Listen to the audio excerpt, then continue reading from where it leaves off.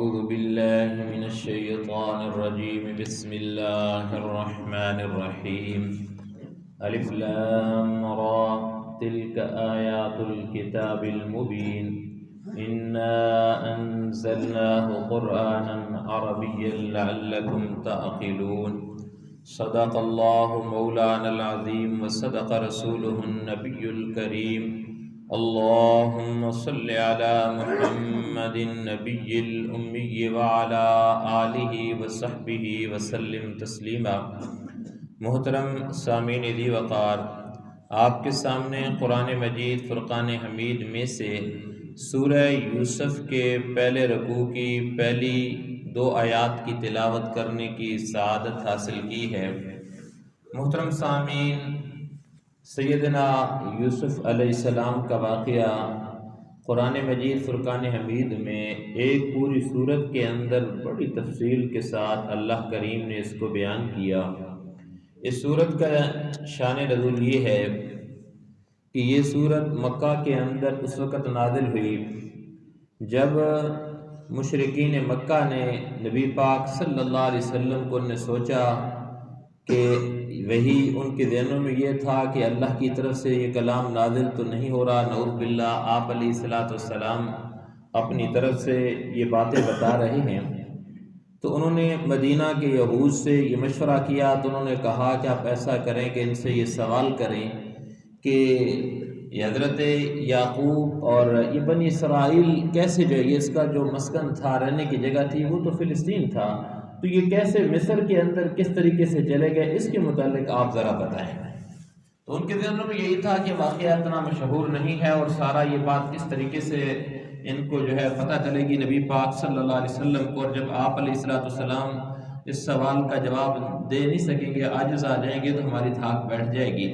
اس وجہ سے انہوں نے اس کے متعلق تو اللہ کریم نے پھر اس صورت کا نازل فرمانا شروع کیا،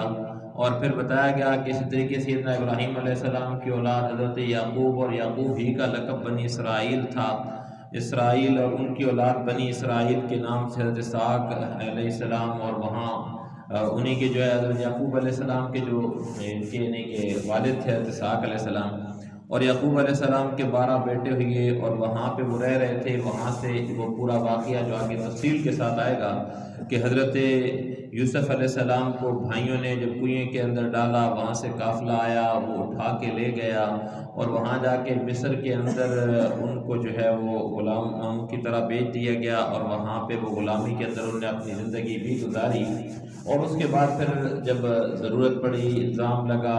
گئے جیل کے اندر، اور وہاں سے جب بادشاہ کو ضرورت پڑی خواب کی تعبیر اور اس کی تعبیر ملی، تو پھر انہیں وزیر خزانہ پھر پورا جو ہے وہ پورے سلطنت ان کے حوالے کر دیے گئے۔ وہ سارا واقعہ کہ وہاں سے کس طریقے سے مصر گئے، پھر کس طریقے سے انہوں نے اپنے بھائیوں کو وہاں پہ بلا لیا، یہ سارا واقعہ کی تفصیل کے ساتھ آئے گا۔ لیکن انہوں نے جو سوال کیا تھا اس کا جواب اللہ کریم نے اس سورت کے نزول کے اندر انہیں دے دیا۔ تو محترم سامعین، یہ جو پہلی آیت ہے اس کا پہلا حصہ الف لام را حروف مقطعات، ان کی اللہ عالم مراد ہی اللہ جل شانہ کی ذات ہی ان کی مراد جانتی ہے، آگے بیان نہیں کی گئی، لہذا اس کے پیچھے پڑھنے کی ضرورت نہیں ہے۔ جس حد تک بتایا گیا اس حد تک ہمارے لیے کافی ہے۔ پھر فرمایا تلک آیات الکتاب المبین، یہ آیتیں ہیں الکتاب، کتاب کی، المبین جو واضح کتاب ہے، جو کھلی ہوئی کتاب ہے، جو جس کے اندر کوئی شک و شبہ نہیں چھوڑتی، ہر بات کو کھول کے بیان کر دیتی ہے، اس کتاب کی یہ آیات ہیں۔ انہیں قرآن مجید فرقان حمید کے متعلق پہلے ہی بیان کیا جا رہا ہے، کیونکہ ان کا سوال تھا کہ نعوذ باللہ نبی پاک صلی اللہ علیہ وسلم خود اپنی طرف سے یہ باتیں کرتے ہیں، جواب دیا جا رہا ہے کہ ان کی طرف سے نہیں ہے، ان سرکار دو جہاں آپ علیہ السلام خود بیان نہیں کر رہے۔ تلک آیات الکتاب المبین، یہ تو اس واضح کتاب کی آیات ہیں۔ انا انزلناہ قرآنا عربیا،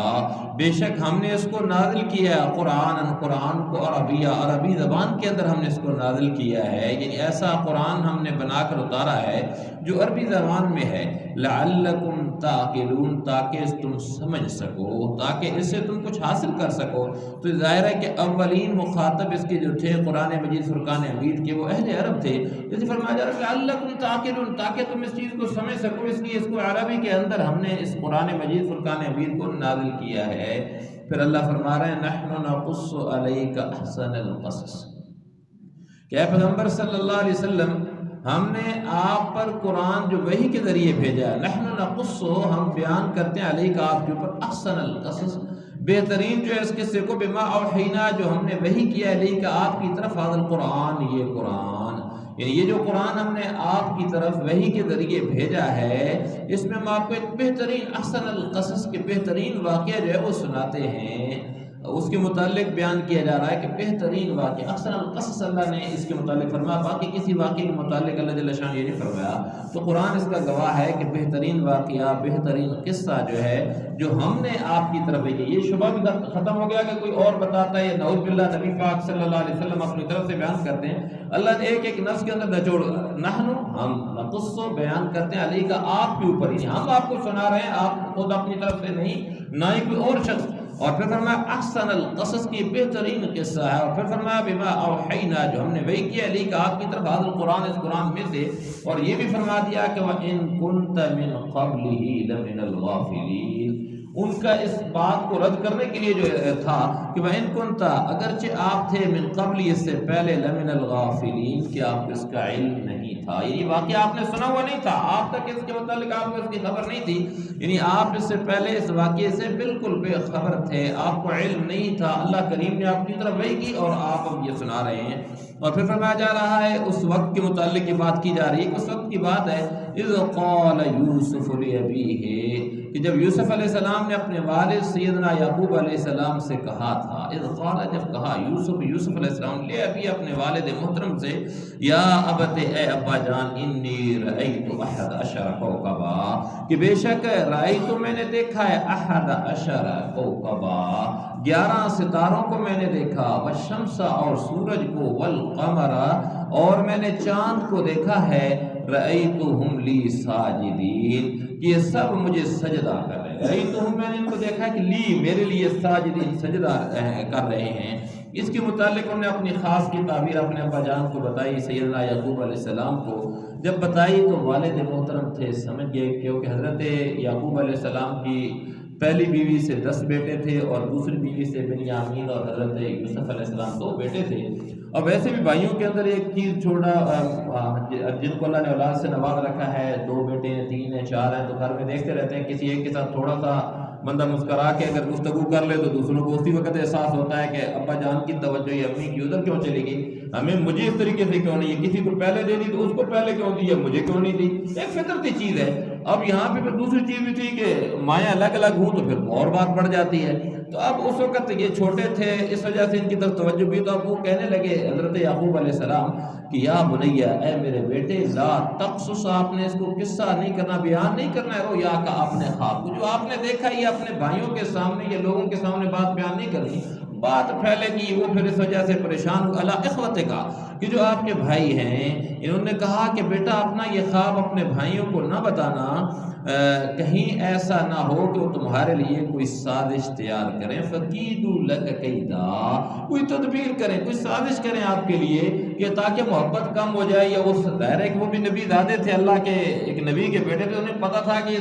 ساجدین سے کیا مراد ہے، یعنی اس کا مطلب یہی ہے کہ اللہ کریم جو ہے حضرت یوسف علیہ السلام کو بہت بڑے مقام و مرتبے سے نوازیں گے کہ جس کے سامنے ان کو مطیع و فرما بردار سب کو ہونا پڑے گا، ان کے سامنے آ جائیں گے، یہ بات وہ بھی سمجھتے تھے، سیدنا یعقوب علیہ السلام بھی سمجھ گئے اس کی تعبیر کہ اس کا مطلب یہ ہے کہ اللہ میرے اس بیٹے یوسف کو جو ہے بہت بڑا مقام دیں گے، جس کے سامنے ہم سب جو حاضر ہوں گے، تو اس کے متعلق یہ بات بیان کی فَيَكِيدُوا لَكَ كَيْدًا کہ وہ تمہارے لیے کہیں کوئی سازش نہ تیار کریں، اس کی وجہ بھی بتا دی کیونکہ ظاہر تھے تو اللہ کے نبی کے بیٹے تھے اور ایسا انہوں نے تربیت تو نہیں کی تھی کوئی ایسی کریں، لیکن شیطان انسان کی رگوں کے اندر ایسے چلتا ہے جیسے خون چلتا ہے، اور وہ تو موقع کی تلاش کے اندر ہوتا ہے کہ موقع ملے اور وہاں وہ اپنی ضرب لگائے، تو لہذا فرمایا جا رہا ہے کہ ان الشیطان بے شک شیطان للانسان انسان کے لیے عدو دشمن ہے مبین کھلا، واضح طور پہ انسان کا دشمن ہے، وہ تو موقع کی تلاش کے اندر اسے موقع جو ملا تو کیا کرے گا، اسی وقت اپنی ضرب مارے گا، اپنا جو ہے وہ تیر چلائے گا، تو اس وجہ سے انہوں نے کہا کہ بیٹا آپ اپنے بھائیوں سے اس قصے کو بیان نہ کرنا۔ اس کی 2 رائے ہیں، ایک تو یہ جو پیچھے رأیت لی ساجدین، ایک تو یہ ہے کہ اس سے مراد یہی ہے کہ مقام مرتبہ، بعض مفسرین نے لکھا ہے کہ وہ پہلی امتوں کے اندر کیونکہ سجدہ تعظیمی جائز تھا تو ممکن ہے اس سجدے کی بات کی جا رہی ہے. جو بھی بات کی جا رہی ہے وہ دونوں کے مقام و مرتبہ ہی اس سے بنیاد ہے، یہ اسی کو بیان کیا جا رہا ہے. دوبارہ فرمایا کہ ان الشیطان للانسان عدو مبین، کہ بے شک شیطان انسان کا کھلا دشمن ہے. جب اس سے ہمیں یہ بات سبق حاصل کرنا چاہیے کہ جب جو اللہ کے محبوب کے گھر کے اندر، اللہ کے نبی کے گھر کے اندر جو لوگ تربیت پا رہے ہیں ان کے اوپر بھی شیطان حملہ کر سکتا ہے، تو ہم کس بات کی بولیے ہمارے لیے کون سا جو ہے بچنے کا طریقہ ہمارے پاس ہے، یا کون سا ہمارے پاس ایسا گر ہے کہ ہم اس سے بچ سکیں گے. لہذا ہمیں بہت زیادہ محتاط ہونا چاہیے. ہمارے ساتھ تو بہت زیادہ وہ وار کرتا ہے اور کر رہا ہے. وَكَذَلِكَ يَجْتَبِيكَ رَبُّكَ وَيُعَلِّمُكَ مِن تَأْوِيلِ الْأَحَادِيثِ، اور پھر فرمایا کسی طرح تمہارا پروردگار تمہیں نبوت کے لیے منتخب کرے گا. یہ تبھی کا آپ کو چنے گا. اس طریقے سے اللہ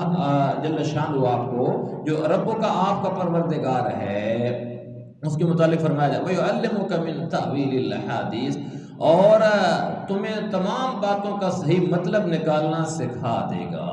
یعنی اللہ جل شانہ کی ذات، یہ حضرت یوسف علیہ السلام کے متعلق بات کی جا رہی ہے کہ اللہ انہیں نبوت سے سرفراز فرمائے گا اور تمام باتوں کا مطلب جو ہے وہ بھی سکھا دے گا. یعنی کہ جس میں خوابوں کی تعبیر کا علم بھی داخل ہے، اور بھی یہ صرف خوابوں کی تعبیر نہیں، اور بھی اللہ جل شانہ ساری یہ چیزیں انہیں سکھا دیں گے. تعویل الاحادیث، احادیث باتوں کو کہتے ہیں، تو ان باتوں کی یعنی کہ تعویل یا ان کا معنی و مفہوم وہ اللہ جل شانہ کی ذات سکھا دے گی. اور فرمایا وَيُتِمُّ نِعْمَتَهُ عَلَيْكَ وَعَلَىٰ آلِ يَعْقُوبَ، اور تم پر اور یعقوب کی اولاد پر اپنی نعمت اس طرح پوری کرے گا. وَيُتِمُّ، اور پوری کرے گا، نعمت اپنی نعمت کو علیکا آپ کے اوپر، وَعَلَىٰ آلِ يَعْقُوبَ، اور یعقوب علیہ السلام کے اوپر، جو اپنی آل یعقوب کے اوپر اپنی نعمت کو پورا کرے گا، جیسے اس نے اس سے پہلے تمہارے یعنی ماں باپ دادوں ابراہیم اور اسحاق علیہ السلام پر پوری کی تھی. کما اتمھا علی ابویک، جیسے کہ اس نے پوری کی تھی اپنی نعمت علی ابویک آپ کے باپ دادوں کے اوپر، من قبل اس سے پہلے، ابراہیم و اسحاق، اور اسحاق علیہ السلام، یعنی ابراہیم اور اسحاق علیہ السلام جو باپ دادا تھے ان کے اوپر بھی اللہ نے، یعقوب علیہ السلام کہا جا رہا ہے اللہ نعمت پوری کی تھی، ایسے آپ کے اوپر بھی اور آگے آپ کی اولاد کے اوپر بھی اللہ جل شانہ اپنی اس نعمت کو بھیجیں گے. تو لہذا یہاں یہ انہیں نوید سنا دی گئی، خوشخبری سنا دی گئی. پھر اللہ فرما رہے ہیں ان ربک حکیم، ان ربک علیم حکیم، کہ بے شک آپ کا پروردگار علیم جاننے والا ہے، حکیم اور حکمت والا ہے. اللہ کو معلوم ہے، اللہ ہر ایک چیز کو جانتے ہیں اور اسے پتہ ہے کہ کون سی چیز کس وقت کہاں کس کو دینی ہے، کدھر رکھنی ہے، کیا اس کی حکمتیں ہیں. جیسے اللہ جل شانہ نے کس طریقے سے اس کے اندر حکمت ہے کہ سیدنا یوسف علیہ السلام کا جو واقعہ ہے کہ کس طریقے سے بھائیوں نے لے کر گئے، اللہ جانتے تھے، اللہ کو معلوم تھا کس طریقے سے انہیں کنویں کے اندر ڈالا، کس طریقے سے چلے. سارا واقعہ ہم تفصیل سے انشاءاللہ سنیں گے بھی، دیکھیں گے بھی. تو اب اس کس طریقے سے اللہ نے کیا، اللہ کی ذات کو معلوم تھا کہ کیا ہوگا، لیکن اللہ کی حکمتیں تھیں کہ اس نے یہاں اس وقت ایسا رہنا ہے. اور ہمارے ساتھ بھی زندگی کے اندر ایسی ہی حکمتیں ہوتی ہیں کہ ہمیں پتہ نہیں چل رہا تھا، ہم دیکھتے ہیں ہمیں تو نقصان ہو رہا ہے، حقیقت کے اندر وہ نقصان نہیں ہوتا، وہ کنویں کے اندر ہم جا رہے ہوتے ہیں، اس کے بعد اللہ کریم نے ہمیں کسی عروج پہ بھی پہنچانا ہوتا ہے. اور یہی تسلی دی جا رہی ہے اپنے محبوب کو، اللہ کریم تسلی دے رہے ہیں کہ اے میرا محبوب، جیسے یوسف علیہ السلام کے بھائیوں نے اسے نقصان پہنچانے کی کوشش کی لیکن پہنچا نہ سکے کیونکہ میں یوسف کا رکھوالا تھا، اور ایسے ہی مشرکین مکہ آپ کو نقصان پہنچانے کی کوشش کریں گے، آپ کو جو ہے نقصان جس طرح کر رہے ہیں، آپ کو تکلیف دے رہے ہیں، کرتے رہیں گے، لیکن یہ کبھی کامیاب نہیں ہوں گے. کامیاب آپ ہی نے ہونا ہے. یہ اپنی چالیں کر رہا ہے، میں حکیم ہوں، مجھے پتا ہے کہ کون کس وقت کون سی چیز رکھنی ہے، میں اس طریقے سے رکھ رہا ہوں. تو بہرحال کہ اللہ اپنے محبوب کو اس پوری صورت کے اندر تسلی دے رہے ہیں کہ اے میرا محبوب، ہوگا ایسا ہی جیسے ان کے ساتھ ہوا، اللہ آپ کو سرخوری نصیب فرمائیں گے. اور یہ واقعہ ہمارے لیے بھی ایک عبرت ہے کہ ہمیں بھی ہر وقت جلد بازی کا مظاہرہ نہیں کرنا چاہیے. کئی موقعوں پہ ایسا ہوتا ہے کہ ہمیں کوئی تکلیف پہنچی، اس کے بعد اللہ نے ہمیں اس کی کسی نہ کسی نعمت سے سرفراز فرمانا ہوتا ہے اور ہم جلد بازی کے اندر شکوے شکایتیں کرنا شروع کر دیتے ہیں، اللہ سے مایوس ہو جاتے ہیں. مایوس نہیں ہونا چاہیے، ہر وقت صبر کے دامن کو اپنے پاس رکھنا چاہیے. اور جیسا کہ حدیث کے اندر آتا ہے کہ مومن کی دو حالتیں اور دونوں حالتیں خیر سے خالی نہیں ہیں. جب اس کے اوپر خوشحالی آئے تو شکر ادا کرتا ہے، اور جب کوئی بدحالی آئے یا کوئی تکلیف آئے تو اس وقت یہ کیا کرتا ہے، صبر کرتا ہے. اور دونوں کے اوپر اللہ کریم نے اجر رکھا ہے. اللہ کریم کی ذات صحیح معنوں کے اندر صحیح طریقے سے ہمیں اپنی اس پیاری کتاب کو پڑھنے، سمجھنے اور اس پر عمل کرنے کی توفیق سے نوازیں. وما علینا الا البلاغ.